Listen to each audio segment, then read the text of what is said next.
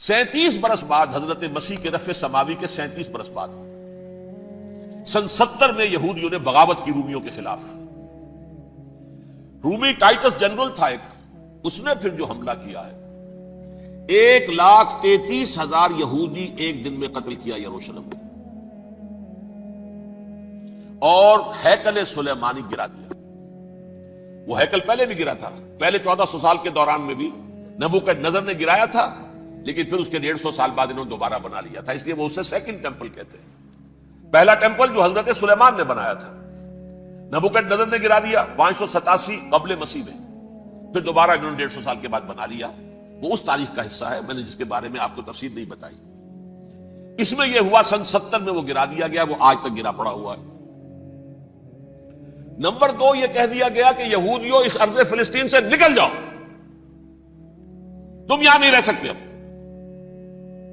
لہذا جس کا جہاں سینگ سمایا چلا گیا، یورپ میں چلے گئے، ایشیا میں آ گئے، عرب میں آ گئے. یہ 3 قبیلے جو رات بھی میں نے عرض کیا تھا، بنو قینقاع، بنو نذیر اور بنو قریظہ، یہ وہاں سے آ کے مدینے میں آباد ہو گئے. جس کا جہاں سینگ سمایا.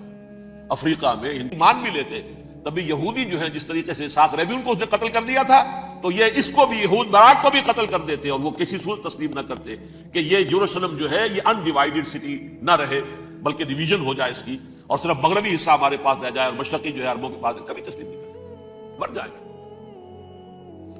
اب دیکھیے اس وقت شکل کیا ہے. میرا اندازہ یہ ہے کہ اب جو مذہبی یہودی ہیں ان کے صبر کا پیمانہ لبریز ہو گیا ہے، اور اب ایک مڈ وے آدمی اس وقت وہاں پر آ گیا ہے، ٹوپی والا. اگرچہ وہ پریکٹسنگ یہودی اس طرح کا نہیں ہے، داڑھی والا نہیں ہے، زلفوں والا نہیں ہے وہی کوٹ پینٹ والا، لیکن یہ کہ اوپر رکھتا ہے وہ ٹوپی. ایریل شرون اور انتہائی سفاک، جس نے کہ فلسطینیوں کے 2 کیمپ ایسے اڑائے تھے جیسے کہ چیونٹیوں کا ہو لشکر اور ان کو پاؤں تلے روک دیا جائے، اس طریقے سے ختم کیا تھا. بہت بڑا قاتل، مرڈرر، وہ وزیر اعظم. اور اب جو ہے ان کے صبر کا پیمانہ لبریز ہو گیا ہے. اب ان کا فیصلہ یہ ہے کہ انہیں 3 بڑے بڑے قدم اٹھانے. نمبر 1 فلسطینیوں کا خاتمہ، ایتھنک کلینزنگ. اگر یہ فلسطینی رہتے ہیں یہاں پر تو اگر 10 ہم ان کے ماریں گے تو 2-3 یہ ہمارے مار دیں گے. تو اسرائیلی کی جان تو بہت قیمتی ہے، یہ تو خیر 1000 بھی مر جائے تو کوئی بات نہیں، یہ تو کیڑے مکوڑے ہیں، جنٹائلز ہیں، گوئمز ہیں. یہودی وہ مر جائے، لہذا ان کا ٹنٹا بکاؤ، اب ان کو ختم کرو. وہ اشتہار شاید آپ کے نظروں سے گزرا ہوگا جس میں نے یہ الفاظ لکھے کہ بوسنیا کی ایتھنک کلینزنگ جو ہے ماند پڑ جائے گی. اور جو کچھ ایتھنک کلینزنگ ہوئی تھی 500 برس قبل ہسپانیہ میں، اس کا نقشہ آپ دیکھیں گے دنیا. اس وقت کیا ہوا تھا؟ عربوں کو، مسلمانوں کو یا جلا دو، قتل کر دو، یا موجودہ جو انتہائی تشویشناک عالمی صورتحال ہے اس کا پس منظر کیا ہے، اس کے پیچھے کون سے عوامل کار فرما ہیں، اور نوع انسانی کے اصل اور مستقل دشمن کون ہے. گویا کہ وہ جو ایک مصرع ہے کہ کون سیاہی گھول رہا ہے وقت کے بہتے دریا میں، امن عالم جو ہے ہو سکتا ہے تہو بالا ہو جائے. کہا جا رہا ہے شاید 30ویں عالمگیر جنگ شروع ہو جائے گی. بش صاحب کہتے ہیں 10 سالہ جنگ ہوگی. بظاہر تو معاملہ چھوٹا سا نظر آتا ہے، 1 آدمی اسامہ، دھان 500 آدمی، کچھ بھی نہیں. پھر یہ افغانستان، اگر آپ ویسے دیکھیں دنیاوی اعتبارات سے، مادی اعتبارات سے، اس کی کیا حیثیت ہے امریکہ جیسی سپریم پاور کے ساتھ. لیکن کتنا اہتمام ہو رہا ہے، مشرق و مغرب کے وسائل و ذرائع جمع کیے جا رہے ہیں. ادھر میڈیٹرینین میں، ادھر بحر ہند میں، دور تک نیگو گارسیا تک اپنے سارے اڈے جو ہے تیار کر دیے گئے. بڑے محیب قسم کے ایئر کرافٹ کیریئرز جو ہیں پہنچ گئے ہیں. وہ ہوائی جہاج جن کی شکل دیکھ کے دہشت آدمی پہ آ جاتی ہے، ان کے غول کے غول پہنچ گئے ہیں. یہ سب کچھ کیا ہے، کیا ہونے والا ہے؟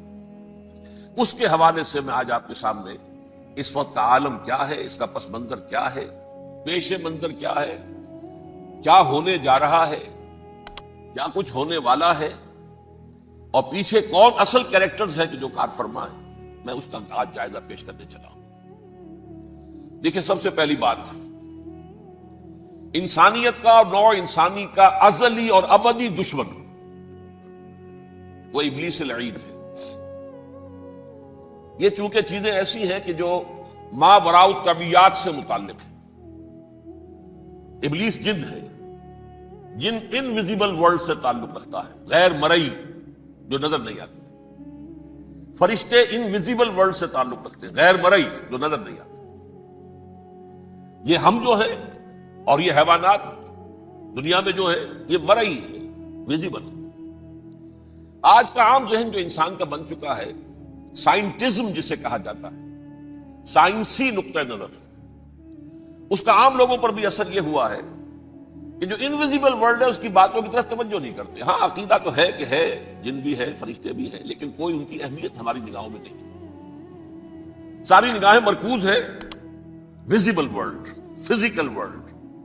میٹا فزکس کا تو مضمون بھی اب سمجھ رہے ہیں کہ ختم کر دینا چاہیے، یونیورسٹیز سے فلسفے کے ڈپارٹمنٹس ختم ہو رہے ہیں، کیا ضرورت ہے اس کی؟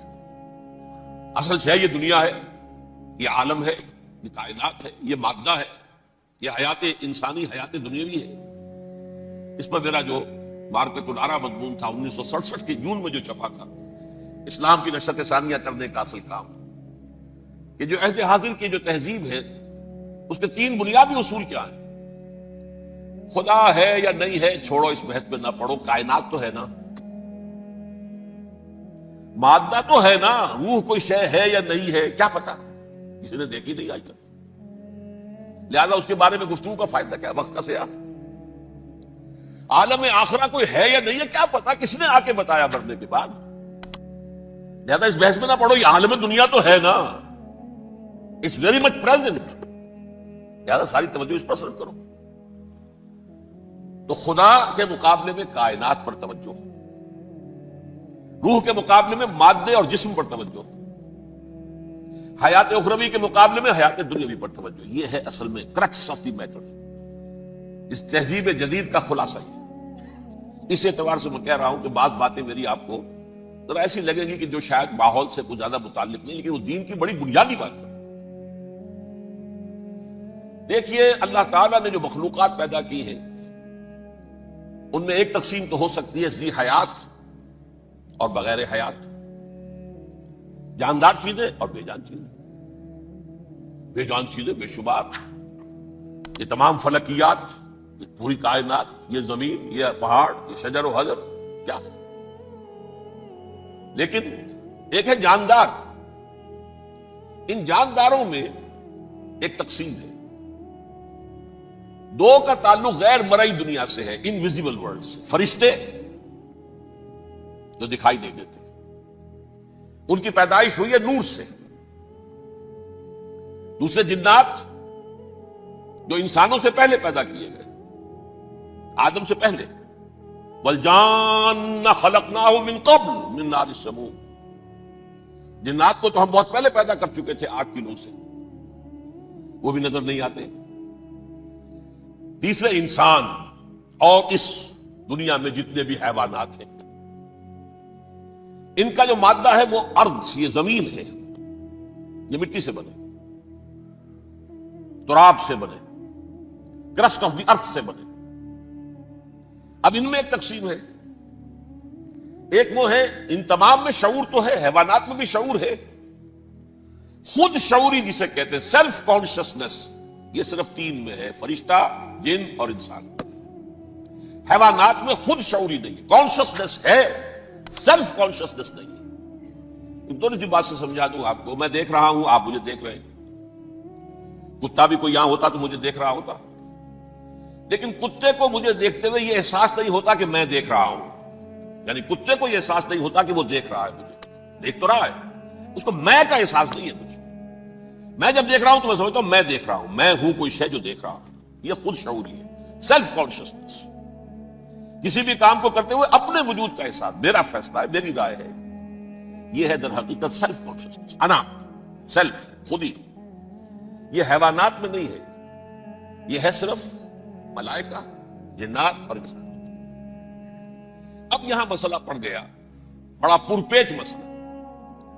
اللہ تعالیٰ نے پہلے حضرت ملائکہ کو پیدا کیا اور انسانی ارواح کو پیدا کیا دور سے، پھر ناک سے پیدا کیا، نار سے، آگ سے جنات کو، پھر مٹی سے بنایا، آدم کا حیولہ، اس میں روح پھونک دی اب آدم بن گئے.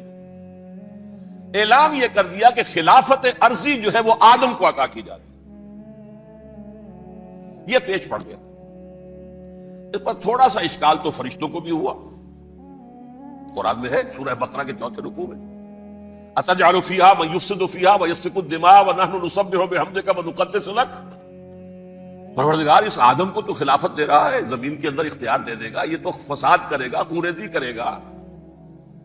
ہم تیری تسبیح و تحمید میں لگے ہوئے ہیں, جو بھی حکم ہو ارشاد ہو ہم بجا لاتے ہیں, تو ضرورت کیا ہے؟ اس کا جواب اللہ نے دیا انی عالم ما لا تعلمون. میری مشیت, میری حکمت وہ میں ہی جانتا ہوں, ضروری نہیں کہ تم اس کو شیئر کر سکتے.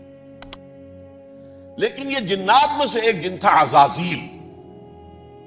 اب دیکھیے کہ جنات کو ایک قرب حاصل ہے ملائکہ کے ساتھ. کیوں؟ وہ نور سے پیدا کیے گئے, یہ نار سے پیدا کیے, کتنا قرب ہے دونوں میں. انسان پیدا کیا گیا مٹی سے, مٹی انرٹ ہے, آگ بھڑکتی ہے, اوپر اٹھتی ہے, شعلہ زنگ ہوتی ہے, انرجی ہے اس میں. نور اور نار میں بڑا قرب ہے. اور عربی کے ایک قاعدے سے تو یہ ایک ہی لفظ ہے, مادہ ایک ہی ہے, حروف علت جو ہے ایک دوسرے کی جگہ آ جاتی. یہ قرب ہے. اگرچہ زمین و آسمان کا فرق ہے دونوں. فرشتہ نور سے پیدا کیا گیا ہے, وہ پاک ہے, وہ اللہ کے کسی حکم کی خلاف ورزی کر ہی نہیں سکتا. لا یعصون اللہ ما امرہم ویفعلون ما یؤمرون. وہ جو بھی اللہ تعالیٰ حکم دیتا ہے اس کی کوئی معصیت یا نافرمانی نہیں کرتے, بلکہ جو حکم لیا جاتا مان لیتے. ذرا سا اشکال ہوا تھا, پوچھ لیا, جواب مل گیا, خاموش ہو گئے بس. لیکن عزازیل نامی ایک جن تھا جو ایک تو جن ہونے کی نسبت سے فرشتوں سے کچھ نہ کچھ مماثلت تھی, قرب تھا.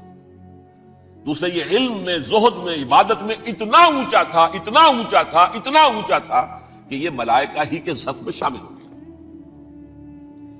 اس نے علم بغاوت بلند کر دیا. جب حکم دیا گیا کہ سجدہ کرو آدم کو, اب یہ دیکھیے کس قدر یہ اہم مضمون ہے. اور آپ سوچ رہے ہیں یہ باتیں آج پہلی مرتبہ ہمیں اس طرح سنائی جا رہی ہیں. یہ باتیں تو علم میں آتی نہیں ہمارے. وجہ کیا ہے؟ آپ کو دلچسپی نہیں ان چیزوں سے. جدید تہذیب نے ان چیزوں کی اہمیت کو زیرو کر دیا. قرآن میں اہمیت کا کیا عالم ہے؟ 7 جگہ یہ مضمون قرآن میں آیا کہ فرشتوں کو ہم نے حکم دیا سجدہ کرو آدم کو, سب نے سجدہ کیا. فسجد الملائکۃ کلھم اجمعون, سارے کے سارے, کل کے کل, سب نے مل کر سجدہ کیا آدم کو. اللہ کے حکم سے فوراً تعمیل کر دی. الا ابلیس ابا واستکبر وکان من الکافرین. ابلیس نے نہیں کیا, انکار کیا, استکبار کیا, گھمنڈ کیا. اور اس کو سورہ کہف میں بیان کر دیا گیا. یہ اس لیے کہ وہ اصل میں جنات میں سے تھا, اگرچہ شامل تو تھا فرشتوں میں اس وقت. کانا من الجن ففسق عن امر ربہ, وہ اصل میں جنات میں سے تھا. اس وجہ سے وہ اپنے رب کے اس فیصلے کے خلاف کھڑا ہو گیا. سرکشی تھی اس میں. یہ معاملہ اتنا اہم ہے, اب آپ سمجھیے کہ 7 مرتبہ سورہ بقرہ, سورہ اعراف, سورہ حجر, سورہ بنی اسرائیل, سورہ کہف, سورہ طٰہٰ, سورہ صاد, 6 مکی صورتوں میں ذکر ہے یہ, اور ایک مدنی صورت سورہ بقرہ. ان میں سے اکثر مقامات پر پھر جب اللہ نے کہا کہ اچھا تم نے یہ سرکشی کی ہے اور ہمارے حکم کی خلاف ورزی کی ہے تو یہاں سے نکل جاؤ, دفع ہو جاؤ, تم مردود ملعون, ان علیک لعنتی الی یوم الدین, اب تجھ پر لعنت رہے گی میری قیامت کے دن. اس نے کہا اچھا پروردگار پھر مجھے ذرا مہلت دے دے, رب فانظرنی الی یوم یبعثون, قیامت تک میری زندگی طویل کر دے. فذهب فإنك من المنظرین, کہہ دیا اچھا جاؤ, تمہاری یہ درخواست بھی ہم نے قبول کی. اس نے کہا پروردگار اب میں اس آدم کو بھی گمراہ کر کے چھوڑوں گا اور آدم کی نسل کو تباہ کر کے چھوڑوں گا. انتہائی شدید چیلنج کے انداز میں یہ قرآن مجید میں 4-5 مرتبہ مضمون آیا ہے. میں نے صرف 2 جگہ سے آپ کو اس وقت کوٹ کر کے سنایا تھا. سورہ اعراف میں اللہ تعالیٰ فرماتے ہیں قالا, اس پر ابلیس نے کہا فبما اغویتنی, تو اے رب جو تو نے مجھے گمراہ کیا ہے, مجھے ذلیل کر دیا, مجھ پر فوقیت دے دی اس کو, انا خیر منہ, میں اس سے بہتر ہوں, خلقتنی من نار وخلقتہ من طین, بنایا تو نے مجھے آگ سے اور اس کو بنایا مٹی سے, پھر مجھ سے مطالبہ کہ میں سجدہ کروں, اور میں نے سجدہ نہیں کیا تو اب تو نے مجھے ملعون قرار دے دیا. قال فبما اغویتنی, لَأَقْعُدَنَّ لَهُمْ صِرَاطَكَ الْمُسْتَقِيمَ، اب میں یہ نسل آدم کے لیے، اس کو برباد کرنے کے لیے تیری سیدھی راہ کے اوپر گھات میں بیٹھوں گا، سیدھے راستے پر چلنے نہیں دوں گا۔ ثُمَّ لَآتِيَنَّهُم مِّن بَيْنِ أَيْدِيهِمْ، پھر میں ان پر حملہ آور ہوں گا ان کے سامنے سے بھی، وَمِن خَلْفِهِمْ، ان کے پیچھے سے بھی، وَعَنْ أَيْمَانِهِمْ، ان کے داہنی جانب سے بھی، وَعَنْ شَمَائِلِهِمْ، اور ان کے بائیں جانب سے بھی، وَلَا تَجِدُ أَكْثَرَهُمْ شَاكِرِينَ، اور تو دیکھے گا کہ ان کی اکثریت تیری شکر گزار بندوں پر مشتمل نہیں ہوگی۔ یہ چیلنج تھا، اور ایک چھوٹا سا چیلنج جو سورہ صاد میں آیا ہے، اور یہاں تو اس نے اللہ کے جلال کی قسم کھا کر کہا، قال فبعزتک لأغوینہم اجمعین، اے رب تیری عزت، تیرے جلال کی قسم ہے میں ان سب کو گمراہ کر کے چھوڑوں گا، الا عبادک منہم المخلصین، سوائے ان میں سے وہ کچھ لوگ جنہیں تو خالص اپنا بندہ بنا لے، جنہیں تو اپنا بندہ بنا لے۔ مخلص، مخلص نہیں، مخلص یہ مفعول ہے، فاعل نہیں ہے، جسے تو بنا لے۔ بعض لوگوں کو اللہ چن لیتا ہے، وہ اجتباکم، تمہیں چن لیا ہے، استفاء، اجتباء، بس وہ بچیں گے جن کو تو اپنی خاص امان میں لے لے گا، باقی میں سب کو گمراہ کر کے چھوڑوں۔ یہ ہے اصل دنیا میں نوع انسانی کا ابدی دشمن، ازلی سے ابدی تک۔ اور اس میں نوٹ کیجئے کہ اس کی اصل بنیاد کیا ہوئی؟ دو لفظ، تکبر اور حسد۔ استکبرا، تکبر کیا، انا خیر منہ، میں اس سے بہتر ہوں۔ یہ ساری بس کی گانٹھ یہی ہے، سب سے بڑی گمراہی کی وجہ یہی ہے۔ اسی لیے کہا ہے حدیث میں، لن يدخل الجنہ من کان فی قلبہ مثقال حبۃ من کبر، جنت میں ہرگز وہ شخص کبھی بھی داخل نہیں ہو سکے گا جس کے دل میں رائے کے دانے کے برابر بھی کبر۔ تکبر سب سے بڑا دشمن۔ الکبر ردائی، اللہ فرماتا ہے یہ تکبر، یہ تو میری چادر ہے۔ کوئی شخص تکبر کرتا تو گویا میری چادر گھسیٹ رہا ہے میرے کندھے سے۔ عرب میں کسی شخص کی توہین کرنی ہوتی تھی تو اس کی چادر گھسیٹتے تھے، ننگا کر دیا گویا کہ یہ میری ردائی ہے، الکبر ردائی، یہ میری چادر ہے، یہ جامہ مجھے زیب دیتا ہے، مجھ پر راستہ تھا۔ اور حسد، آدم کو جو برتری عطا ہو گئی، اس حسد کی آگ میں وہ جل گیا اور اس کا انتقام لینا چاہتا ہے۔ آدم سے بھی، آدم کو بھی گمراہ کیا، جنت سے نکلوایا۔ ویسے نکلنا تو انہیں تھا ہی مشیت اذنی میں، لیکن فوری طور پر اللہ کے حکم کی خلاف ورزی تو کروائی نا۔ فعصى آدم ربہ فغوى، آدم نے اپنے رب کے حکم کی نافرمانی کی اور گمراہ ہوا عارضی طور پر۔ یہ دوسری بات ہے، توبہ کر لی، اللہ نے توبہ قبول فرما لی، معاف کر دیا۔ کوئی مستقل جو ہے وہ نسل انسانی پر اس گناہ کا اثر متوارث طور پر نہیں آ رہا ہے، ختم ہو چکا معاملہ، ہوا تھا ہو گیا۔ فتلقى آدم من ربہ کلمات فتاب علیہ انہ هو التواب الرحیم۔ اور توبہ کی شان یہ ہے جب وہ قبول ہو جائے اللہ کی جناب میں، کہ التائب من الذنب کمن لا ذنب لہ، گناہ سے توبہ کرنے والا ایسے ہوتا ہے جیسے اس نے کبھی گناہ کیا ہی نہیں تھا۔ لیکن بہرحال وہ گمراہ کرنے میں کامیاب ہو گیا، حضرت آدم اور حوا کو بھی۔ اور نوع انسانی کی عظیم اکثریت، عظیم اکثریت، عظیم اکثریت اس کے داؤ میں آئی ہوئی ہے نہیں۔ کتنے ہیں وہ عباد اللہ المخلصین، الا عبادک منہم المخلصین، کتنے ہیں جو واقعتاً خالصتاً اللہ کے بندے بن گئے، جنہیں اللہ نے اپنا بنا لیا، اپنا قرار دے دیا۔ اب اس کے ساتھ نوٹ کیجئے، اس ابلیس کے ساتھ ایک فوج بھی ہے جسے قرآن مجید میں کہا گیا ہے یہ اس کی پارٹی ہے، حزب الشیطان، یہ اکیلا نہیں ہے۔ ایک تو وہ عزازیل ہے، اس کی طویل ترین عمر اللہ نے دے دی، وہ تو قیامت تک رہے گا۔ باقی بھی جنات جو ہیں ان کی نسل میں سے، جو اس کی نوع میں سے، اس کی نسل میں سے، جنات کی عمریں انسانوں کی عمروں سے زیادہ ہیں، بہت زیادہ ہیں، لیکن پھر بھی اتنی نہیں ہے۔ یہ خاص ہے اس کا معاملہ کہ اس نے کہا تھا رب انظرنی الی یوم یبعثون، مجھے دے دے مہلت اس وقت تک تاکہ میں ثابت کر کے دکھا دوں کہ جسے تو نے یہ خلافت دیا یہ اس کا اہل نہیں ہے۔ Let me prove this point. ولا تجد اکثرہم شاکرین، تو ان کی اکثریت کو شکر گزار نہیں پائے گا۔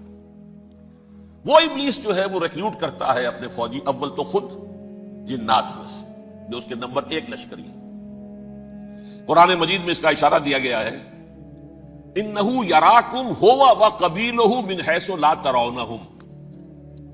دیکھو لوگو، اے انسانوں، وہ ابلیس لعین عزازیل اور جو اس کے قبیلے کے لوگ ہیں، جنات ہیں، وہ تمہیں وہاں سے دیکھتے ہیں اور تاکتے ہیں اور حملہ کرتے ہیں جہاں سے تم انہیں نہیں دیکھتے. وہ غیر مرئی ہیں، انویزیبل ہیں، تمہیں نظر نہیں آتے. ویزیبل دشمن کا وار تو روک لو گے، انویزیبل کا کیسے روکو گے؟ انہو یراکم ہوا وقبیلہ، اکیلا ہی نہیں ہے وہ تو تمہیں تاکتا ہے، تم پر حملہ کرتا ہے، گھات میں لگ کر جو ہے تمہارے اوپر حملہ کرتا ہے، وہ بھی اور اس کے ساتھ اس کے قبیلے کے لوگ، جنات بھی، من حیث لا ترونہم، جہاں سے کہ تم انہیں نہیں دیکھتے. لیکن اس کے علاوہ وہ انسانوں میں سے بھی ریکریوٹ، رنگ روٹ، وہ جو ہے ان کو اپنے پاس رکھتا ہے فوج کے اندر. جس کی سب سے بڑی مثال کیا ہے؟ سورہ مجادلہ میں اللہ تعالیٰ نے منافق، حالانکہ وہ کون تھے؟ بظاہر حضور کا کلمہ پڑھنے والے، حضور کے پیچھے نماز پڑھنے والے، اسلام کا دعویٰ کرنے والے، ان کو اللہ فرماتا ہے اولئک حزب الشیطان الا ان حزب الشیطان هم الخاسرون. یہ شیطان کی پارٹی کے لوگ ہیں. وہاں مقابلے میں آیا ہے اولئک حزب اللہ الا ان حزب اللہ هم المفلحون. یہ دو پارٹیاں ہیں، حزب اللہ اللہ کی پارٹی جو اس کے مخلص بندے ہیں، وہ اللہ کی پارٹی، اور جو شیطان کے مرید بن گئے اس کے ہاتھ پر بیعت کر لی، لہذا وہ اس شیطان کی پارٹی کے لوگ ہیں، چاہے وہ انسان ہو چاہے جن ہو. تو انسانوں میں سے بھی اس کے حزب میں، اس کی پارٹی میں اس کے ایجنٹ ہیں، اور بہت ہیں. بلکہ بہت سے تو ایسے ہیں کہ جو جنات کے بھی کان کتر دیں، ان کو بھی شیطنت سکھا دیں، پڑھا دیں. لیکن اب ایک بات سمجھیے، ایک دنیا میں نسل اور قوم بھی ایسی ہے جو ایک خاص وقت سے بحیثیت مجموعی من حیث القوم ابلیس کی ایجنٹ بن گئی ہے. وہ کون ہے؟ وہ یہودی ہے. یہ یہودی قوم جو ہے، اس میں ایک تو کچھ یہ کہ ان کی فطرت کے اندر یہ تھا کہ ہم ہیں اصل انسان، باقی انسان جو ہے وہ انسان نما حیوان ہے، ان کی کوئی حیثیت ہی نہیں. ہم ہیں اصل انسان، نحن ابناء اللہ واحباؤہ. باقی یہ جینٹائلز، یہ گوئمز، غیر یہودی، یہ تو حیوانات ہیں. اب جیسے کہ انسانوں کو حق ہے کہ حیوانوں کو ایکسپلائٹ کریں، استعمال کریں. گھوڑے کو آپ ٹانگے میں باندھتے ہیں کہ نہیں؟ اس کی پسینے کی اور محنت کی کمائی ہے جو کھاتا ہے ٹانگا چلانے والا. البتہ یہ ضرور ہے کہ چونکہ اگلے روز پھر جوتنا ہے تو کچھ نہ کچھ تو اسے بھی کھلائے گا نا، اپنی کمائی میں سے کچھ دانے کھلائے گا، کچھ اور گھاس دے گا. یا بیل کو جوتنا ہے ہل میں تو کچھ نہ کچھ اس کو دینا ہوگا کھانے کو، لیکن پھر اسے استعمال کرنا. تو ان کا مستقل قول یہ ہے کہ اصل انسان ہم ہیں، باقی پوری نوع انسانی ہمارے لیے حیوانوں کے درجے میں. ہم چاہیں جس طرح انہیں استعمال کریں، ایکسپلائٹ کریں، دھوکہ دیں، جیسے چاہیں لوٹیں کھسوٹیں، سب کچھ کریں، بدہضی کریں، ان سے سود لیں، سب کریں، جو بھی ممکن طریقہ ہو. یہ ہمارے لیے، ہم ڈومینیٹ کریں گے، اور یہ در حقیقت ہمارے اعلی کار ہے. ایک تو اس اعتبار سے یہود بقیہ پوری نوع انسانی کے دشمن بن گئے. قرآن مجید کی وہ آیت بھی میں نے آپ کو سنائی ہے، وَقَالُوا لَيْسَ عَلَيْنَا فِي الْأُمِّيِّينَ سَبِيلٌ. یہ امیین کہتے تھے نا ان کو، جو غیر یہودی ہیں، کیونکہ ان کے پاس کتاب تھی، تورات تھی، اور کتاب نہیں تھی کسی کے پاس. لہذا یہ صحیح ان پڑھ ہے، پاگل ہے، جاہل ہے، امی ہے. ہم ہیں صاحب کتاب، ہمارے پاس شریعت، ہمارے پاس کتاب. یہ لوگ ان پڑھ ہیں، جاہل. لَيْسَ عَلَيْنَا فِي الْأُمِّيِّينَ سَبِيلٌ. ان امیین کو ہم لوٹیں کھسوٹیں، دھوکہ دیں، فریب سے جو کریں، چوری کریں، ڈاکہ ڈالیں، جیب کے قطرے، جس طرح بھی کریں ہمارے لیے جائز ہے، ہمارے اوپر کوئی گرفت نہیں ہوگی. اللہ تعالیٰ ہم سے یہ نہیں پوچھے گا تم نے جھوٹ کیوں بولا تھا اس کے ساتھ، تم نے وعدہ خلافی کیوں کی تھی اس کے ساتھ، تم نے کیوں دھوکہ دیا تھا اس کو، تم نے کیوں اس کا مال جو ہے غبن کر لیا تھا، ہڑپ کر لیا تھا. نہیں، ہم پر کچھ نہیں ہے. اس اعتبار سے ایک تو یہ انسانیت کی دشمنی ان کی گھٹی میں پڑ گئی، اس غلط خیال کی وجہ سے. ہم تو بخشے بخشائے ہیں، we are the chosen people of the Lord. ہمیں تو اللہ اگر جہنم میں داخل بھی کرے گا تو صرف چند دن، لن تمسنا النار الا ایاما معدودات. باقی اصل میں تو ہم تو اللہ کے پسندیدہ، نحن ابناء اللہ واحباؤہ، اس کے بیٹوں کے مانند ہیں، بڑے چہیتے ہیں، لاڈلے ہیں. یہ باقی دنیا، باقی انسان ہماری چراہ گاہ ہے، جیسے چاہے چرے، جس طرح چاہے ہڑپ کر جائے. یہ تو ان کا پہلے سے مستقل معاملہ تھا. لیکن اس کے بعد ان کی تاریخ میں ایک دور وہ آیا جب حضرت مسیح علیہ السلام ان میں مبعوث کیے گئے. یہ 1400 سالہ تاریخ کا کلائمیکس ہے یہود کی. جب کتاب انہیں دی گئی تھی تورات حضرت موسیٰ کے ذریعے، وہ 1400 قبل مسیح کا واقعہ ہے. اس وقت سے لے کر اللہ کا وہ فضل ان پر ہوا کہ کوئی ایک لمحہ ایسا نہیں آیا 1400 برس میں کہ ان کے ہاں کوئی نہ کوئی نبی موجود نہ. یہ تار ٹوٹا ہی نہیں. 2 سے شروع ہوا، موسیٰ ہارون علیہ السلام، اور 1400 برس کے بعد پھر آخری 2 ہیں، عیسیٰ اور یحییٰ علیہ السلام. یوں سمجھ لیجئے. اور اس کے درمیان یہ تار ہے، اور اس تار میں کوئی ایک لمحہ ایسا نہیں آیا کہ کوئی نبی موجود ہو. اس میں اتار چڑھاؤ بہت سے آئے ہیں، اس کا وہ میرا موضوع نہیں ہے اس وقت. قبل مسیح کی تاریخ جو ہے وہ میرا موضوع نہیں ہے. قرآن مجید میں سورہ بنی اسرائیل کے پہلے رکوع میں اس کا تذکرہ موجود ہے. وَقَضَيْنَا إِلَىٰ بَنِي إِسْرَائِيلَ فِي الْكِتَابِ لَتُفْسِدُنَّ فِي الْأَرْضِ مَرَّتَيْنِ وَلَتَعْلُنَّ عُلُوًّا كَبِيرًا. 2 مرتبہ ان پر عذاب کے کوڑے برسے. پہلے اشوریوں کے ذریعے سے جو شامی تھے، سیرینز اشوری کہلاتے ہیں. پھر بابلیوں کے ذریعے سے یعنی عراقیوں کے ذریعے سے، بیبیلونیا نام تھا عراق کا پہلے. ان پر بہت بڑی بڑی تباہیاں آئیں، اللہ تعالیٰ کی طرف سے عذاب آئے. اس کے بعد پھر دوسرے دور میں دوسرا اقتدار کا دور آیا، خرمستیاں بڑھ گئیں.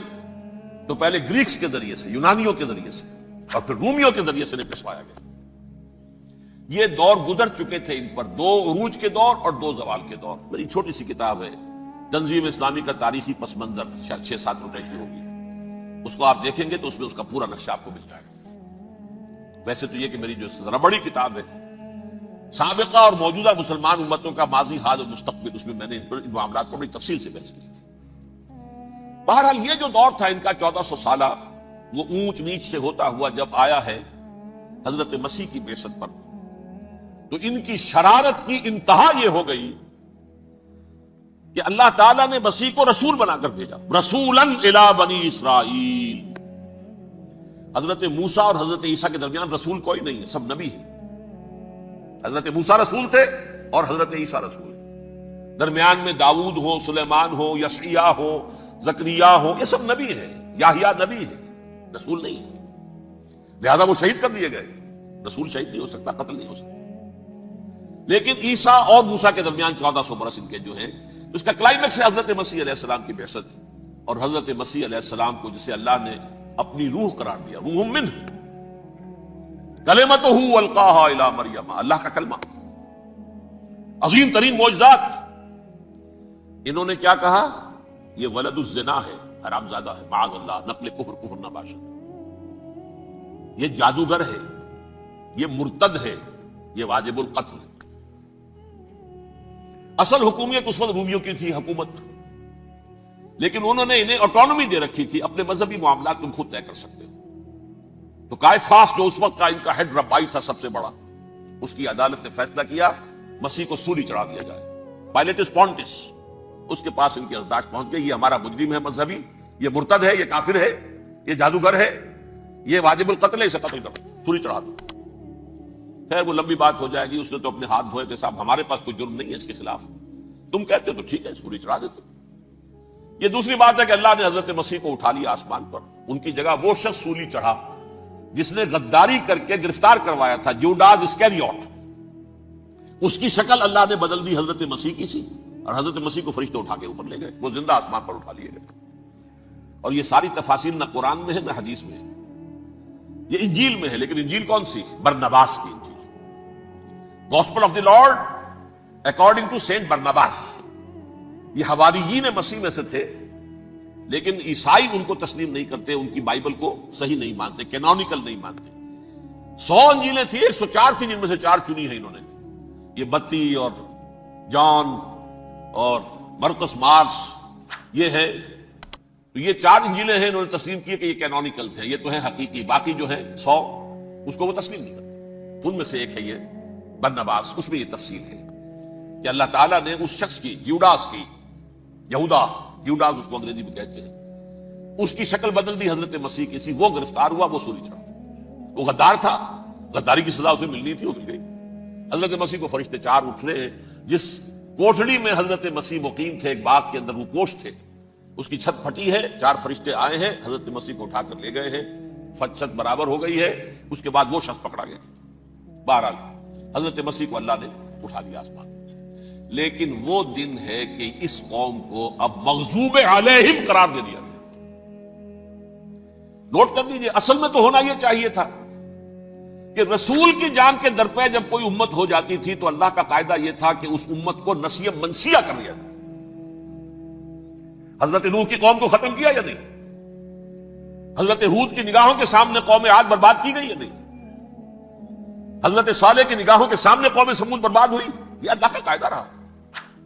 صدوم اور عمورہ کی بستیاں حضرت لوط علیہ السلام جہاں بھیجے گئے, مدین کا علاقہ جہاں حضرت شعیب بھیجے گئے, آل فرعون جن کی طرف موسیٰ کو بھیجا گیا, سب ہلاک کر دیے گئے. کیونکہ رسولوں کے بارے میں اللہ کا ذات, نبیوں کے بارے میں یہ بات نہیں ہے. نبی آیا, اس نے دعوت دی, جس نے مان لیا اچھا کیا, اپنے لیے اچھا کیا, نہیں مانا اس کی اپنی جو ہے آپ برباد ہو گئی. دنیا میں کوئی فیصلہ اس کا نہیں ہوتا, لیکن رسولوں کا معاملہ یہ ہوتا ہے کہ دنیا میں وہ اللہ کی عدالت بن کر آتے ہیں. مانو گے تو بچو گے, نہیں مانو گے ہلاک ہو. تو اس اعتبار سے وہ مستحق تو ہو چکے تھے اس کے کہ انہیں ہلاک کر دیا جائے. اب اللہ کی کوئی خصوصی مشیت ہے, اس میں کیا حکمت ہے وہ ہے ایک حکمت, میں بعد میں اگر وقت ہوا تو بتاؤں گا. فیصلہ یہ کیا اللہ نے کہ حضرت مسیح کو تو اٹھا لیا زندہ, اور ان کی رسی ابھی مزید دراز کر دی کہ ان کو ابھی مہلت دے دی کہ تمہیں آخری استیصال, جس کو عذاب اکبر کہتا ہے قرآن. سورہ سجدہ جو حضور ہر جمعے کی پہلی رکعت میں فجر میں پڑھتے تھے, وَلَنُذِيقَنَّهُم مِّنَ الْعَذَابِ الْأَدْنَىٰ دُونَ الْعَذَابِ الْأَكْبَرِ لَعَلَّهُمْ يَرْجِعُونَ. چھوٹے چھوٹے عذاب اور ایک بڑا عذاب, جبکہ قوم بالکل برباد, نسیم منسیہ, کأن لم یغنوا فیہا, ایسے ہو جائیں جیسے کوئی تھے ہی نہیں آباد یہاں. لا یرا الا مساکنہم, اب ان کے مسکن نظر آتے, مکین نظر نہیں آتے. یہ عذاب اکبر جو ہے وہ ان پر نہیں آیا, حالانکہ وہ مستحق ہو گئے تھے اسی وقت. اس کو یوں سمجھیے کہ کسی شخص کو پھانسی کا حکم تو ہو جائے, ایگزیکیوشن نہیں ہوتا ہے, کئی سال گزر جاتے ہیں پڑے ہوئے, اور معاملات جو ہیں وہ چلتے رہتے ہیں. یہ معاملہ ہوا اس کے ساتھ, ورنہ یہ مستحق ہو چکے تھے آخری بربادی تباہی کے. عذاب استیصال, جڑ سے کاٹ دینے والا عذاب, وہ آ سکتا تھا ان پر اسی وقت, لیکن اللہ نے ان کی مہلت دراز کی. لیکن اس کے بعد اللہ نے ان کو ایک اور موقع دیا. 600 برس بعد حضرت مسیح کے محمد الرسول اللہ صلی اللہ علیہ وسلم کی بعثت ہوئی. اور یہ میں سمجھتا ہوں کہ اس قوم پر اللہ کا اتنا بڑا فضل تھا, اتنا بڑا فضل تھا, اتنا بڑا فضل تھا.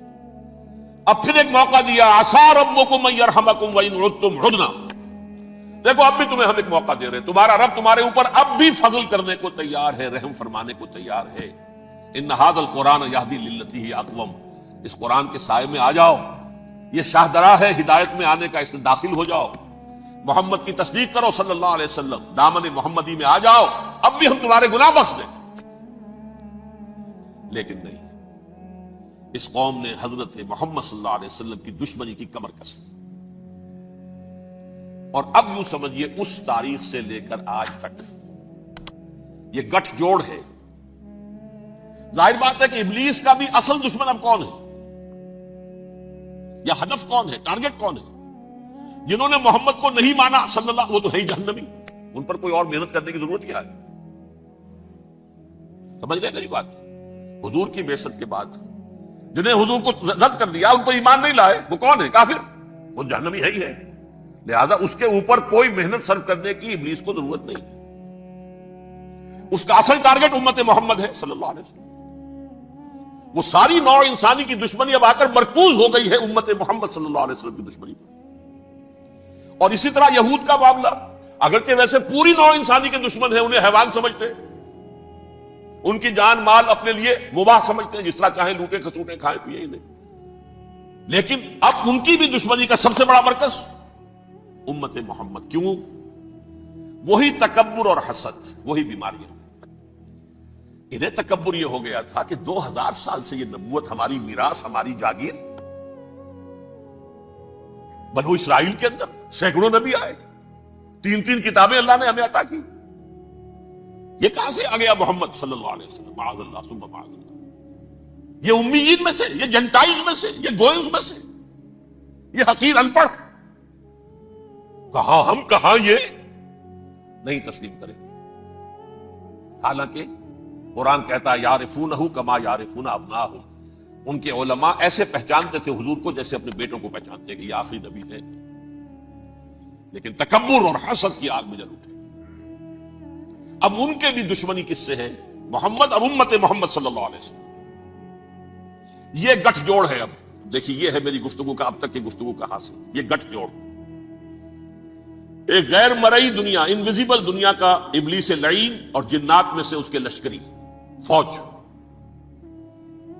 انسانوں میں سے ویسے تو اور بھی بہت جگہ اس کے ایجنٹ ہے، مسلمانوں میں بھی ہے، لیکن بحیثیت قوم، بحیثیت مجموعی، ایک پوری قوم، ایک پوری نسل جو ہے اس کے ساتھ گٹھ جوڑ ہے۔ ان دونوں کی گٹھ جوڑی کے ساتھ یہ دشمن دون ہیں انسانیت کے۔ پہلا دشمن ابلیس لعین، عزازیل لعین، اور دوسرے دشمن یہود ملعون۔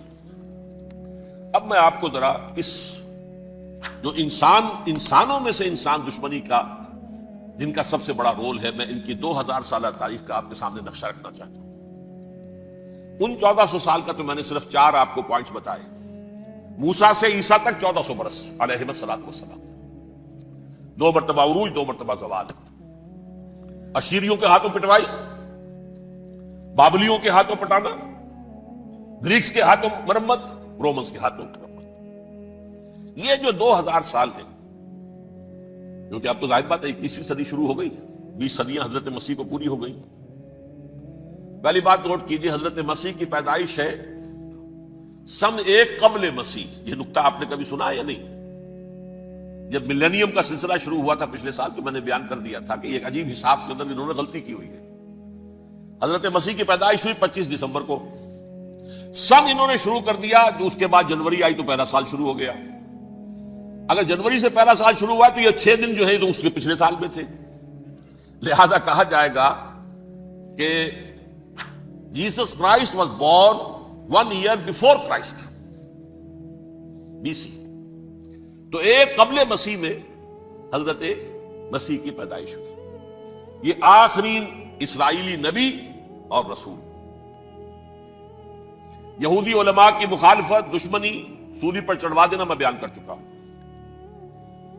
سن 33 عیسوی میں، جبکہ حضرت مسیح کی عمر 33 برس تھی، اللہ تعالیٰ نے انہیں زندہ آسمان پر اٹھا لیا، لیکن یہودیوں نے اپنے خیال کے مطابق انہیں سولی پر چڑھوا دیا، ان کی موت واقع ہو گئی۔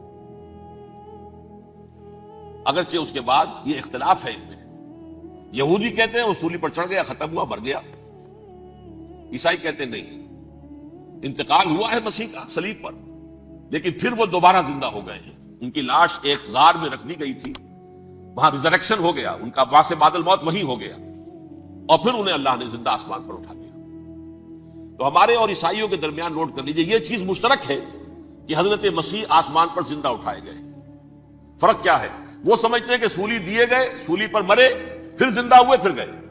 ہم سمجھتے ہیں کہ نہیں، وما صلبوہ وما قتلوہ، انہوں نے نہ صلیب دے سکے انہیں اور نہ انہیں قتل کر سکے، بل رفع اللہ الیہ، اللہ نے اٹھا لیا۔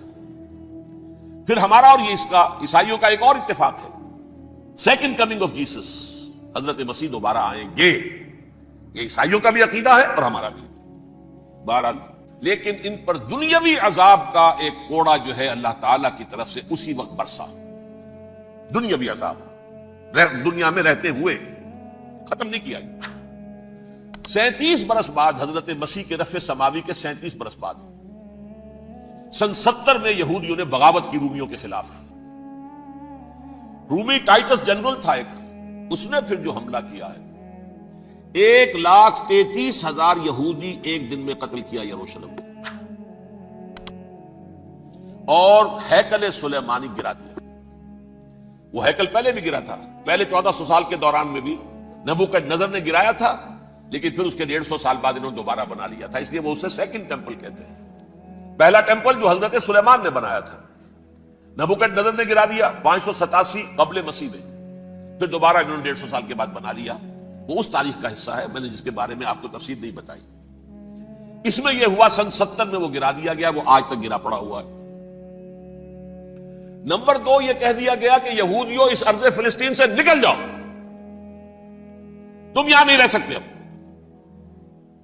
لہذا جس کا جہاں سینگ سمایا چلا گیا، یورپ میں چلے گئے، ایشیا میں آ گئے، عرب میں آ گئے، یہ 3 قبیلے، جو رات بھی میں نے عرض کیا تھا، بنو قینقاع، بنو نذیر اور بنو قریظہ، یہ وہاں سے آ کے مدینے میں آباد ہو گئے، جس کا جہاں سیکھ سپایا، افریقہ میں، ہندوستان میں، جہاں چلے گئے۔ ڈایاسپورا اسے کہتے ہیں، وہ آپ نوٹ کر لیجیے اس لفظ کو، ڈایاسپورا، ہمارا دور انتشار، جبکہ ہمیں ہماری اصل سرزمین تو فلسطین ہے، حضرت ابراہیم کا مسکن، حضرت اسحاق، حضرت یعقوب کا مسکن فلسطین، یہ ہے ہماری اصل جاگیر، یہ تو ہماری جدی پشتی جاگیر ہے، لیکن یہاں سے نکال دیے گئے سن 70 عیسوی میں، اور وہاں سے لے کے 1917 تک ان کا ڈایاسپورا جاری رہا۔ یہ دور انتشار ہے۔ اس دور انتشار کے اب چند حصے ہیں جس کو میں چاہتا ہوں کہ آپ علیحدہ علیحدہ سمجھ لیں۔ دور انتشار کا جو پہلا جو ہے تقریباً 300 برس، رومی حکمران تھے، وہ یہودیوں کے بھی دشمن تھے اور عیسائیوں کے بھی دشمن تھے، عیسائی اور یہودی ایک دوسرے کے بھی دشمن تھے، لیکن رومی سمجھتے تھے کہ یہ ایک ہی تھیلی کے چٹے بٹے ہیں۔ رومیوں کے نزدیک عیسائی بھی یہودیوں ہی کا ایک فرقہ تھے، کوئی علیحدہ مذہب تو تھا ہی نہیں، لہذا رومی جو ہیں رومنز، وہ ان دونوں کو ستاتے تھے، مارتے تھے، اور یہ آپس میں لڑتے تھے، یہودی عیسائیوں کو مارتے تھے، عیسائی یہودیوں کو مارتے تھے۔ یہ ہے 300 برس تک کی تاریخ۔ سن 300 عیسوی میں کیا ہوا؟ ایک معجزہ ہو گیا۔ بہت عظیم ایمپرر کانسٹینٹائن، قسطنطین اعظم، رومن ایمپررز میں سے بہت بڑا ایمپرر، وہ عیسائی ہو گئے۔ اب تو معاملہ بالکل تلپٹ ہو گیا، پوری سلطنت عیسائی ہو گئی۔ اب عیسائیوں کے عیش ہو گئے اور یہودیوں پہ مار پڑنی شروع ہوئی۔ اب عیسائیوں کا آپ خود سوچئے کہ جنہیں وہ خدا بنا بیٹھے ہیں، خدا کا بیٹا قرار دے رہے ہیں، ان کے قاتل کون؟ یہودی بدماش۔ لہذا ان کی وہ پٹائی شروع ہوئی ہے یورپ میں، پوری رومن امپائر میں، انہیں ذلیل کیا گیا، شہروں میں آمد بند، علیحدہ رہو، گھیٹوز کے اندر رہو۔ یہودی کا نام جو ہے وہ گالی بن گیا، جیسے آج بھی یہودی گالی کہتے ہیں، جیسے خنزیر کا لفظ، آخر وہ بھی اللہ کی مخلوق ہے، لیکن آپ کو معلوم ہے کوئی شخص زبان پر نام نہیں لانا چاہتا خنزیر کا، سور کا، ہے تو مخلوق، وہ بھی ایک حیوان ہے۔ ایسے ہی ہے یہودی، یہودی گالی، جیو، جیوٹ گالی۔ لہذا ایک طرف تو ان دونوں کے درمیان دشمنی، جس کو قرآن کہتا ہے وَأَغْرَيْنَا بَيْنَهُمُ الْعَدَاوَةَ وَالْبَغْضَاءَ، ہم نے ان کے مابین دشمنی جو ہے پیدا کر دی۔ اور جب یہ پوری سلطنت عیسائی ہو گئی تو قافیہ تنگ ہو گیا یہودیوں کا۔ اب آئیے 571 عیسوی، یعنی جبکہ ڈایاسپورا کو کتنا عرصہ ہو چکا تھا؟ 500 برس۔ سن 70 سے شروع ہوا نا ڈایاسپورا، جب ٹائٹس نے گرایا ہے ہیکل کو اور نکال باہر کیا انہیں فلسطین سے، بھاگ جاؤ، یہاں ایک یہودی بھی نہیں رہے گا، فلسطین سے نکال دیے گئے۔ اس کے پورے 500 برس بعد سن 571 عیسوی میں حضور کی پیدائش ہوئی، ولادت باسعادت محمد الرسول اللہ صلی اللہ علیہ وسلم۔ 610 میں آپ پر وحی کا آغاز ہوا، لیکن حضور کے ساتھ ان کا معاملہ کیا رہا؟ اول تو جبکہ حضور ابھی مکے ہی میں تھے، یہودیوں نے ریشہ دوانیاں شروع کر دی حضور کے خلاف۔ قریش مکہ کو سکھاتے تھے، پڑھاتے تھے، ان سے یہ پوچھو، ان سے یہ پوچھو، یہ اس طرح تنگ کرو، ان سے یہ امتحان لو، یہ آپ کے علم میں ہے۔ سورہ بنی اسرائیل میں، سورہ کہف میں وہ سوالات جو امتحانی سوالات آئے تھے، ذوالقرنین کون تھا، اصحاب کہف کون تھے، تم رسول بنے پھرتے ہو تو بتاؤ، اور یہ روح کی حقیقت کیا بتاؤ، یہ ساری ریشہ دوانیاں کر رہے تھے بیٹھے ہوئے ابھی وہیں پر، حضور ابھی پہنچے بھی نہیں۔ ہجرت فرما کر حضور تشریف لے آئے تو حضور نے، جسے ماسٹر سٹروک کہا جائے گا، یعنی اسٹیٹس مین شپ کا ماسٹر سٹروک، آپ نے مدینے میں آتے یہودیوں کے ساتھ پیکٹ کر دیا، جوائنٹ ڈیفنس پیکٹ آف مدینہ، کہ اگر مکے والے ہم پر حملہ کریں گے تو ہم مل جل کر ایک قوم کی حیثیت سے مقابلہ کریں گے۔ یہ میثاق مدینہ کہلاتا ہے، جس کے بہت غلط معنی پہنائے جا رہے ہیں آج کل۔ بہرحال میں موضوع میرا چونکہ یہ نہیں، میں ادھر نہیں جاؤں گا، لیکن ہوا کیا؟ ہر مرتبہ یہ خیانت کے مرتکب ہوئے، ان نے جو عہد کیے تھے ان سے پھرے، اندر ہی اندر سازش، ریشہ دوانی، حضور کی بدترین دشمنی۔ سورہ نساء کی آیت نمبر 12 میں، 14 میں، 13 میں فرمایا ہے لا تزال تطلع علی خائنۃ منہم، اے نبی ہمیشہ آپ کے علم میں ان کی طرف سے خیانتیں، بددیانتیاں آتی رہیں گی، اور بار بار وہ مسلسل جنگ کی آگ بھڑکاتے تھے، قریش کو دعوت دیتے، آؤ آؤ آؤ ہم اندر سے بغاوت کر دیں گے، تم آؤ تو صحیح، ختم کریں محمد کو اور اہل ایمان کو صلی اللہ علیہ وسلم رضی اللہ تعالی عنہ اجمعین۔ لیکن پھر جب وہ آتے تھے تو یہ دبک جاتے تھے، ان میں ہمت نہیں تھی، میدان کے مرد نہیں رہے تھے۔ یہ سورہ حشر میں ان کا نقشہ کھینچا گیا ہے، کھلے میدان میں مقابلے کی اس کے اندر صلاحیت ہی نہیں ہے۔ یہ تو فصیلوں کے پیچھے سے، جیسے عورتیں کہیں دیہات میں لڑائی ہوتی ہے تو مرد جو ہے گلیوں میں لڑتے ہیں، عورتیں اوپر سے پتھر پھینکتی ہیں، بس وہ کام یہ کر سکتے تھے، من ورائے جدر، فصیلوں کے پیچھے سے، جنگ میں میدان میں نہیں آ سکتے۔ بہرحال قرآن مجید میں ہے یہ سورہ مائدہ کی آیت نمبر 64، کلما اوقدوا نارا للحرب اطفاها اللہ۔ اکثر و بیشتر مواقع پر تو یہ جب آگ بھڑکاتے تھے جنگ کی، اللہ اسے بجھا دیتا تھا۔ لیکن بہرحال اس کے باوجود جنگیں ہوئی، غزوہ بدر، غزوہ احد ہوئی کہ نہیں؟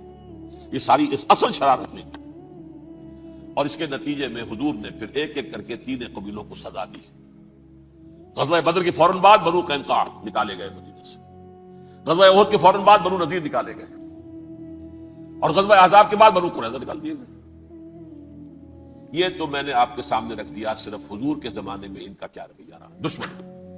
رات بھی ہم نے وہ آیت پڑھی تھی، لَتَجِدَنَّ أَشَدَّ النَّاسِ عَدَاوَةً لِلَّذِينَ آمَنُوا الْيَهُودُ وَالَّذِينَ أَشْرَكُوا۔ اہل ایمان کی دشمنی میں شدید ترین تم پاؤ گے یہودیوں کو اور مشرکین، مشرکین بھی بعد میں ہے، پہلے یہودی۔ حضور کے بعد کیا ہوا آپ یہ نوٹ کیجئے، یہ ان کی تاریخ کا دوسرا دور ہے۔ حضرت عمر رضی اللہ تعالیٰ عنہ کا عہد خلافت ہے، بیت المقدس کا محاصرہ کیا گیا، فصیل بڑی اونچی، شہر اندر سے سیلف سفیشینٹ، حملے کا راستہ کوئی نہیں، محاصرہ طول کھینچ رہا ہے، لیکن ان کے پاس رسد بھی موجود ہے، پانی بھی موجود ہے، وہ دروازے بند کر کے بیٹھے ہوئے۔ بالآخر اللہ تعالیٰ کی مشیت کا دور کیسے ہوا، ان کے کچھ علماء آئے فصیل پر، کہا دیکھو مسلمانوں، تم قیامت تک بھی یہاں پڑے رہو گے محاصرہ کر کے، ہمارا یہ شہر فتح نہیں ہوگا۔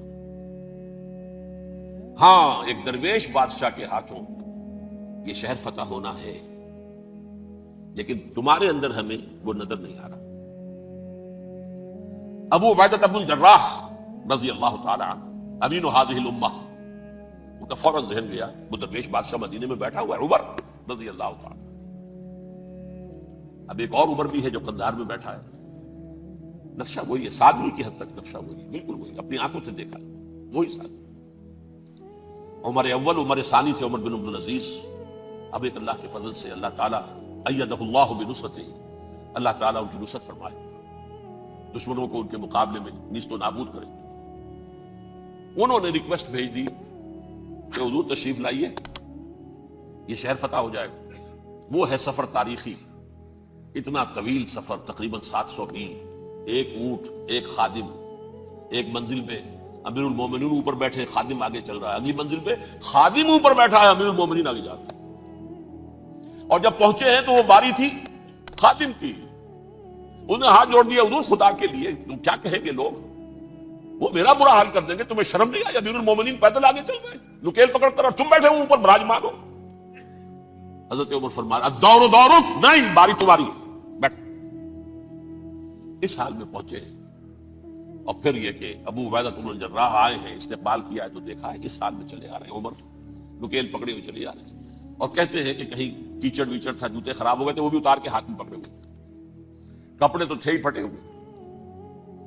انہوں نے کہا بھی حضرت ابو عبیدہ نے، دیکھیے یہ بڑا متمدن ملک ہے، بڑا مہذب علاقہ ہے یہ، آپ ذرا حلیہ اپنا دوست فرما لیں تب جا کے پیش ہم آپ کو کریں گے۔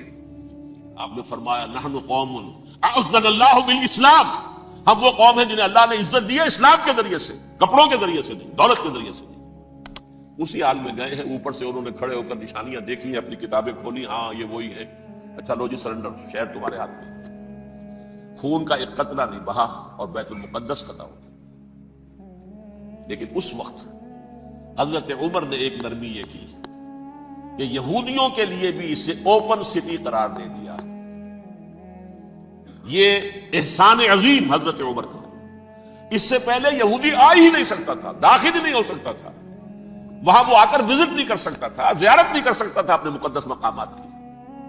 حضرت عمر نے یوں سمجھیے کہ تقریباً 550 برس کے بعد ان کے لیے راستہ کھولا ہے کہ ہاں تم آ سکتے ہو، زیارت کر سکتے ہو. لیکن یہ عیسائیوں نے لکھوایا معاہدے کے اندر، انہیں یہاں آپ آباد ہونے کی اجازت نہیں دیں گے، لیکن کم وزٹ دی پلیسز، دیکھیں، زیارتیں کریں اور جائیں. یہ معاہدہ حضرت عمر کا ہے رضی اللہ تعالیٰ، جو پھر خلافت راشدہ کے بعد بنو امیہ نے بھی اس کو آرڈر کیا، بنو عباس نے کیا. پھر جو ہمارے یہ ترکوں میں اندر خلافت آئی تو ترک خلفاء نے بھی اس معاہدے کی پوری پابندی کی. فلسطین میں آ سکتے ہیں یہودی صرف زائرین کی حیثیت سے، وہاں آباد نہیں ہو سکتے. اب آئیے اگلا دور آیا حضرت عثمان کا دور خلافت. یہ ہے وہ وقت کہ اب یہود نے امت مسلمہ کی پیٹھ میں چھرا کر. وہ کیسے؟ ایک یہودی عبداللہ ابن سبا اسلام کا لبادہ اوڑھ کر آ گیا، معاشرے کا جائزہ لے لیا. ان میں بنو ہاشم اور بنو امیہ میں جو پرانی کشاکش تھی اس کے کچھ نہ کچھ جراثیم باقی ہیں. اگر ان کو ذرا بھڑکا دے تو مسلمانوں میں انتشار پیدا ہوگا. کہا یہ عثمان کون ہے؟ یہ تو بنو امیہ میں سے ہے، یہ حق تو بنو ہاشم کا ہے، خلافت ان کے پاس ہونی چاہیے، محمد کے تو رشتہ دار وہ ہے صلی اللہ علیہ وسلم. عوام الناس کے اندر بات پھیلنی شروع ہوئی. پھر ایک بڑی سازش کے انداز میں حضرت عثمان کے خلاف پروپیگنڈا، حضرت عثمان کے جو عاملین تھے، گورنر تھے، ان کے خلاف پروپیگنڈا، اور ایسی ہوشیاری کرتے تھے کہ کوفے میں کوفے کے حاکم کے خلاف کچھ نہیں کہنا. اجی مصر میں یہ ہو رہا ہے، اجی شام میں یہ ہو رہا ہے، اجی یہ جو عثمان ہے وہ یہ کر رہا ہے، یہ ظلم ہو رہا ہے، یہ لوٹ مار ہو رہی ہے، یہ خیانتیں ہو رہی ہیں. اب نہ تو اس زمانے میں مینز آف کمیونیکیشن، کیسے تصدیق کریں؟ افواہیں تو آپ آج کراچی کے اندر شروع ہو جائے تو پتہ نہیں چل سکتا کسی کو کہ کیا اس میں صداقت ہے کیا جھوٹ ہے. اور بری بات جو ہے فطرت انسانی کی کمزوری ہے، وہ فوراً قبول کرتا ہے. کسی کے بارے میں اچھی بات ماننے کو تیار نہیں ہوتا، لیکن بری بات تو فوراً تیار. بہرحال یہ فتنہ انہوں نے اٹھایا، حضرت علی کی الوہیت کا فتنہ اٹھایا، حضرت عثمان کے خلاف الفتنۃ الکبریٰ برپا کیا. حضرت عثمان شہید ہوئے. اس کے بعد 5 برس تک مسلمان ایک دوسرے کی گردنیں کاٹتے رہے، باہمی خانہ جنگی ہوئی. امت کو وہ زخم لگایا ہے جو آج تک جس سے خون رس رہا ہے. یہ شیعان عثمان اور شیعان علی تھے جو بعد میں پھر سنی اور شیعہ ہو، اور آج تک فتنہ کس نے جگایا؟ ایک عبداللہ ابن سبا یہودی اور اس کے کارندے، شیطان کا ایجنٹ، اور انسانوں میں سے بھی اس کے جو بھی حواریین تھے اور شیطانوں کے اندر سے بھی تھے، انہوں نے بھی اس آگ کو بھڑکایا. یہ آپ سوچ لیجئے کہ یہ کس نے وہ زخم لگایا؟ یہودی. اگلا دور آیا، خلافت راشدہ ختم ہوئی، بنو امیہ کا بھی دور کافی گزر گیا. طارق ابن زیاد 712 عیسوی میں حملہ کرتے ہیں اسپین پر. اسپین اس وقت عیسائیت کا بہت بڑا گڑھ، بڑے کٹر ترین عیسائی جو ہے وہ اسپین میں تھے. لہذا یہودیوں کی وہاں بہت پٹائی ہوتی تھی، میں بتا چکا ہوں، دشمنی تھی، چلی آ رہی تھی عیسائیوں کے ہاتھوں یہودیوں کی. وہ تو سن 300 عیسوی سے ایمپرر کانسٹنٹائن کے بعد سے شروع ہو گئی تھی. اس حوالے سے یہودیوں نے اس وقت چالاکی یہ برتی، کچھ راستے واسطے بتائے، کچھ مدد کی طارق ابن زیاد کی. طارق ابن زیاد نے انہیں اپنا محسن سمجھا. ہسپانیہ فتح ہو گیا تو یہودی چونکہ محسنین کی فہرست میں آ چکے تھے، انہیں بہت اقتدار نصیب کی، بڑی سپورٹ مسلمانوں نے دی. ان کے بڑے بڑے علماء جو اسی دور کے اندر پیدا ہوئے، بڑے بڑے تھنکرز ان کے اسی دور میں پیدا ہوئے. بن گوریون جو کہ ایک وزیر اعظم تھا اسرائیل کا، اس نے یہ لکھا ہے اپنی کتاب میں، Muslim Spain was the golden era of our diaspora. وہ ڈائسپورا جو 70 عیسوی سے شروع ہوا تھا اور 1917 عیسوی تک جاری رہا ہے، اس میں سے گولڈن ایرا ہمارا جو تھا وہ مسلم اسپین تھا. ہسپانیہ میں بیٹھ کر ہم عیش کیے. لیکن وہاں سے انہوں نے اور جو کچھ کیا، یہ تو داستان کے اندر بہت سے گوشے ہیں، لیکن میں جس اسٹریٹ لائن میں چل رہا ہوں اس کے اعتبار سے ایک بات سمجھ لیجیے. وہاں بیٹھ کر انہوں نے اب عیسائیت کی پیٹھ میں چھرا گھونپا، پروٹیسٹنٹ مذہب پیدا کیا، تقسیم کر دیا. جیسے شیعہ سنی کی تقسیم، عبداللہ ابن سبا. رومن کیتھولک اور پروٹیسٹنٹ کی تقسیم، یہودی علماء. ہوتا کیا تھا؟ ہسپانیہ کی یونیورسٹیاں ہیں، کارڈووا میں ہے، ٹولیڈو میں ہے، گریناڈا میں ہے، غرناطہ، قرطبہ، تولیتلا، اور وہاں آتے تھے لوگ، فرانس سے چلے آ رہے ہیں نوجوان پڑھنے کے لیے. जर्मनी से चले आ रहे हैं, इटली से चले आ रहे हैं, तीन ही मुल्क करीब करीब पड़ते हैं सेंट्रल जो यूरोप के हैं। यहां पर जो है वो इस्लाम जो नूर फैला रहा था उससे भी मुस्तफीज हुए, जहालत के जो है पर्दे उनके वो छटे। उसके साथ ही वो यहूदी वहां उनके अंदर जो जरासीम दाखिल कर रहे थे वो उस ईसाइयत के खिलाफ बगावत जो उस वक्त दुनिया में ईसाइयत उस वक्त थी, पोप का राज था दुनिया में उस वक्त। यूरोप में जो ईसाइयत थी उसमें एक तरफ बादशाह थे, लेकिन बादशाहों की हैसियत वहां पर यूं समझ लीजिए कठपुतलियों की थी, असल कुव्वत पोप के हाथ में थी। और पोप को उन्होंने, जैसे कुरान ने कहा, इत्तखज़ू अहबारहुम व रुहबानहुम अरबाबा मिन दुनिल्लाह, क्योंकि सेंट पॉल ने शरीयत मूसवी साकित कर दी थी तो अब शरीयत थी ही नहीं। पोप को इख्तियार था जिस चीज को चाहे हलाल करार दे दे, जिस चीज को चाहे हराम करार दे दे। इत्तखज़ू अहबारहुम व रुहबानहुम अरबाबा मिन दुनिल्लाह। इन्होंने कहा साहब ये पोप किस बला का नाम है, ये भी इंसान है। बात तो ठीक थी ना, असल हैसियत तो किताब की होनी चाहिए, divine book, the revealed scripture. लिहाजा ये किताब हर शख्स पढ़ सकता है।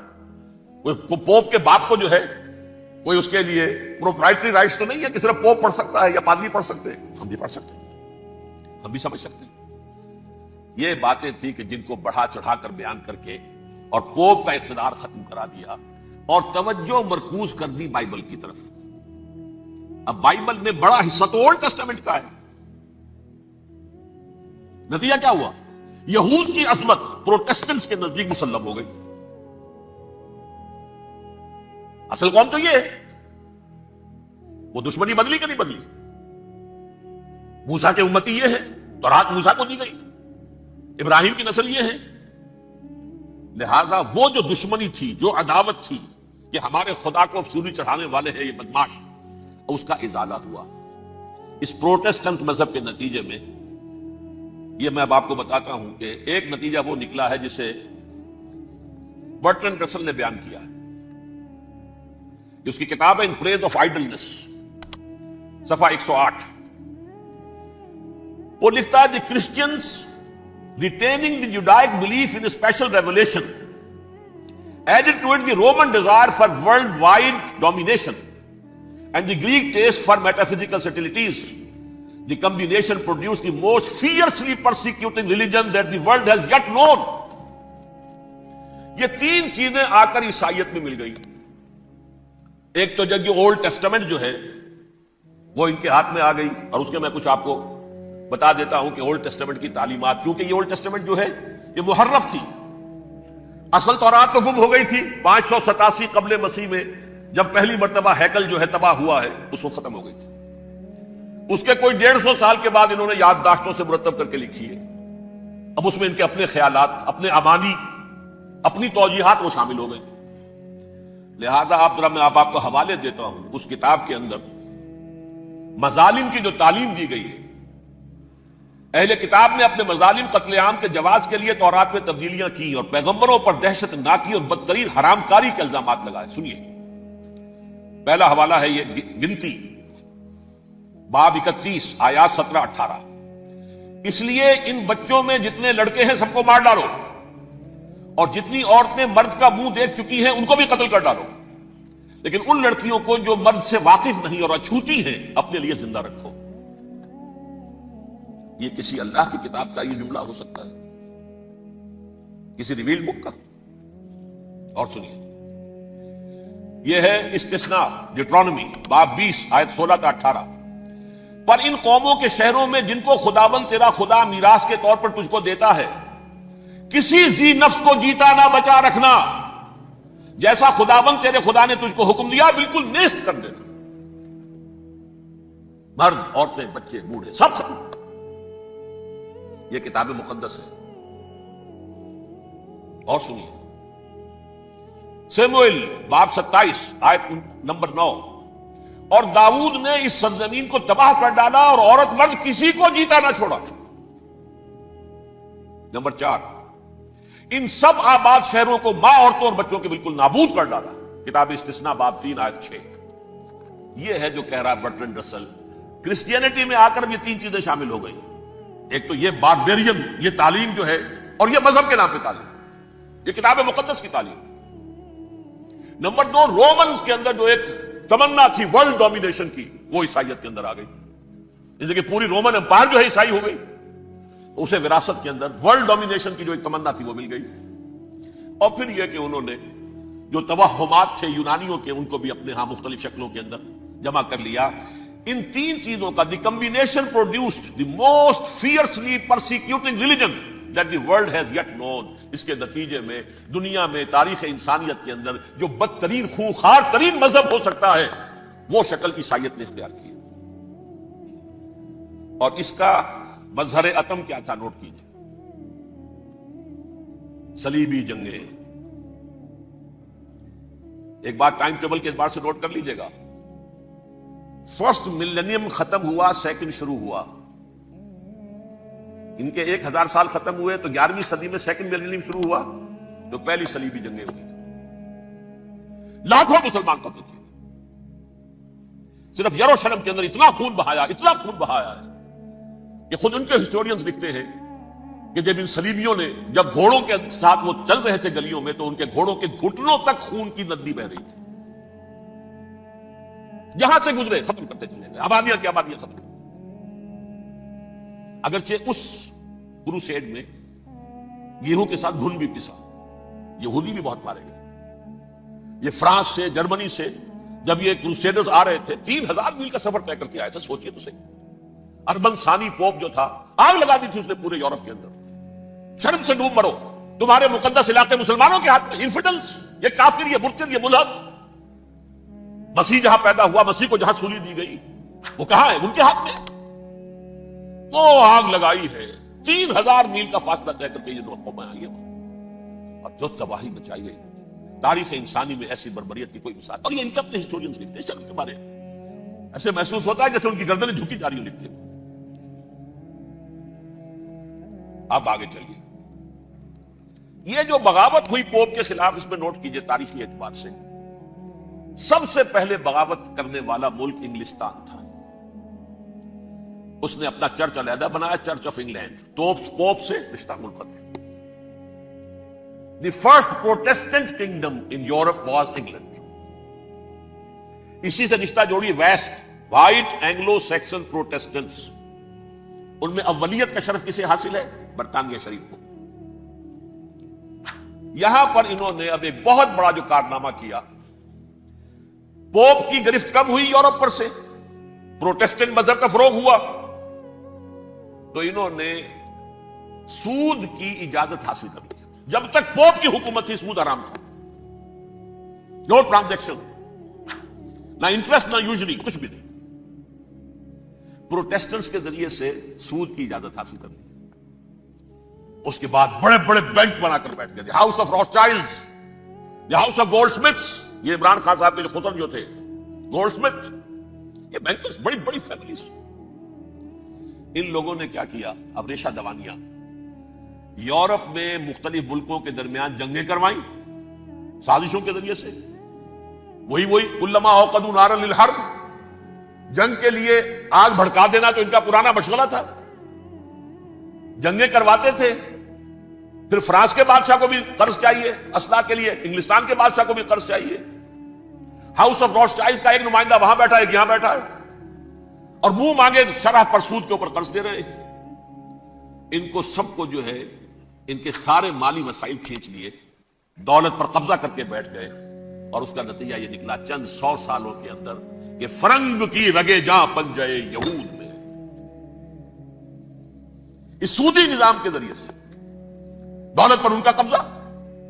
علامہ اقبال 1905 سے 1908 تک رہے تھے نا، لیکن یہ کہ ان کی نگاہ تھی ایسی. گاہ میری نگاہ تیز چیر گئی دل وجود، گاہ الجھ کے رہ گئی میرے توہمات میں. اور انہوں نے دیکھا ہے کہ فرنگ کی رگے جہاں پنجے یہود میں ہے. ابھی ہٹلر کا تو وجود بھی نہیں تھا، بعد میں ہٹلر کو محسوس ہو گیا نا واقعتاً ہمارا اصل دشمن یہ یہودی ہے جو یہاں پر بیٹھا ہوا، جو ہمارا خون چوس رہا ہے. آخر یوں ہی تو نہیں، دماغ اس کا ایسے تو خراب نہیں ہو گیا تھا. یہ قتل عام، یہ ہولوکاسٹ کس لیے؟ اس نے پہچان لیا تھا، اس لیے کہ وہ ویسٹ نہیں تھا.